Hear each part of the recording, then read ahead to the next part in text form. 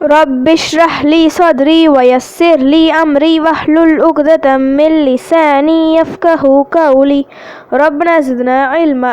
அஸ்ஸலாமு அலைக்கும் வரஹ்மத்துல்லாஹி வபரகாத்துஹு. வெல்கம் டு கீடு ஜன்னா. தஸ்னிம். எல்லாரும் எப்படி இருக்கீங்க? நல்லா இருக்கீங்களா? அல்ஹம்துலில்லாஹ். வீடியோக்குள்ளே போகிறதுக்கு முன்னாடி நான் லாஸ்ட் வீடியோவில் கேட்ட கொஷினுக்கு ஆன்சர் என்னன்னு பார்க்கலாம். நான் என்ன கொஷின் கேட்டேன்? ரமதான் மாதத்தில் விடுபட்ட நோன்பை ஆயிஷா ரலியல்லாஹு அன்ஹா அவர்கள் எந்த மாதத்தில் அந்நோன்பை வைத்தார்கள்? இதுக்கான ஆன்சர் ஷாபான். நம் அனைவரும் மிக ஆவலோடு காத்திருக்கும் ரமதான் மாதம் வருவதற்கு இன்னும் சில தினங்களே உள்ளன. சரியா தொழாதவங்க, குர்ஆன் ஓதாதவங்க கூட இந்த மாதத்தில் நோன்பு வைத்து 5 வேளை தொழுது திக்ருகள் எடுத்து குர்ஆன் ஓதி என எல்லா அமல்களையும் சரியாக செய்திடுவாங்க. இஸ்லாம் ஒரு முஸ்லீமை எப்படி இருக்க சொல்கிறதோ அப்படி சரியாக ஒவ்வொருவரும் இந்த மாதத்தில் இருப்பாங்க. இந்த மாதத்தில் மட்டும் சரியாக அமல்களை செய்ய காரணம் இரையச்சம் ஒரு பக்கம் இருந்தாலும், மற்ற மாதங்களில் மற்ற நாட்களில் செய்யும் அமல்களை விட இந்த மாதத்தில் செய்யும் ஒவ்வொரு அமலுக்கும் கணக்கில் அடங்காத கூலி கிடைக்கும் என்ற ஒரு காரணமும் இருக்கு. ரமதான் வரப்போது சொல்லிட்டு இப்போவே வீட்டை க்ளீன் பண்ண ஆரம்பிச்சிடுவாங்க. சுத்தம் ஈமானின் ஒரு பகுதி, அது அவசியம்தான். என்றாலும் ரமதானுக்கு முதலில் சுத்தப்படுத்த வேண்டியது நமது உள்ளத்தை. தவறுகளால் பாவங்களால் இன்னும் ஏராளமான தீய செயல்களில் உள்ளம் அசுத்தமாகி இருக்கும். குர்ஆன் ஓதாமல் உள்ளங்கள் பாலடைந்த வீட்டை போன்று ஆகியிருக்கும்.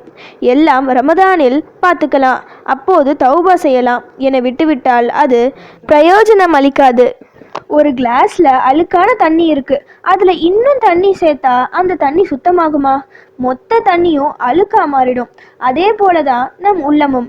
கரை படைந்த உள்ளத்தோடு நாம் நோன்பு வைக்கும் போது, தொழும்போது, துவா செய்யும் போது உள்ளங்களின் முழு ஈடுபாடு இல்லாமல் இருக்கும். இப்படி முழு ஈடுபாட்டுடன் செய்யாத அமலை அல்லாஹ் ஏற்க மாட்டான். இந்த மாதிரி உள்ளம் கொண்டவர்களை ஷைத்தான் எளிதில் வழி கெடுத்தும் விடுவான். ரமதானில் முழு ஈடுபாட்டுடன் நோன்பு வைக்க வேண்டும். சரியாக 5 வேளை தொழ வேண்டும். அதன் கூடவே சுன்னத்தான தொழுகைகளையும் தொழ வேண்டும்.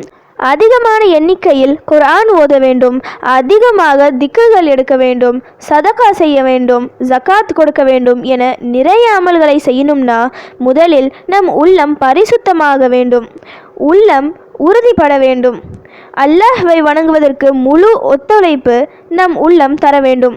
அதற்கு அல்லாஹ்வின் உதவி தேவை. அதற்கு வேண்டி கேட்கக்கூடிய சிறந்த ஒரு துவாவை தான் இன்னைக்கு நான் சொல்ல போகிறேன். இன்றையிலிருந்து இந்த துவாவை ஓத ஆரம்பிங்க. தினமும் ஓதுங்க. ரமதான் வரும் வரை இன்னும் அதிகமாக ஓதுங்க. இதன் மூலம் இன்ஷா அல்லாஹ் நம் அனைவருக்கும் ரமதானின் முழு பாக்கியமும் பரக்கத்தும் கிடைக்கும். நாம் ஓத வேண்டிய துவாவை இப்போ சொல்கிறேன்.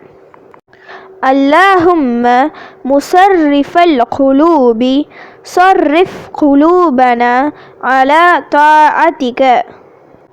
اللهم مصرف القلوب صرف قلوبنا على طاعتك.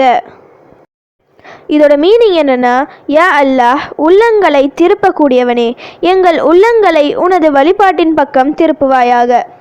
ரொம்ப சிறப்பான துவா இது. நபி ஸல்லல்லாஹு அலைஹி வஸல்லம் அவர்கள் அதிகமாக ஓதிய துவா. உள்ளத்தை உறுதிப்படுத்தக்கூடிய துவா. அதிகமாக அமல்களை நம்மை இந்த துவா செய்ய வைக்கும். நம் உள்ளத்தை இது பரிசுத்தமாக்கும். இன்று முதல் இந்த துவாவை ஒவ்வொரு வேளை தொழுகை முடிந்து ஓதுங்க. டைம் இல்லைனா நைட்டு தூங்குறதுக்கு முன்னாடி ஓதிட்டு படுங்க. ரமதான் வரும் வரை ஓதுங்க. எத்தனை முறை வேணும்னாலும் ஓதலாம். குறைந்தது 3 முறை ஓதுங்க. இந்த துவாவை தினமும் ஓதி ரமதானை வரவேற்போம். வரக்கூடிய ரமதான் மாதத்தில் அதிகமான அமல்களை செய்யும் பாக்கியத்தை வல்ல ரஹ்மான் நம் அனைவருக்கும் தருவானாக. ஆமீன். ஓகே, இப்போ ஃபைனலி கொஷின் டைம்.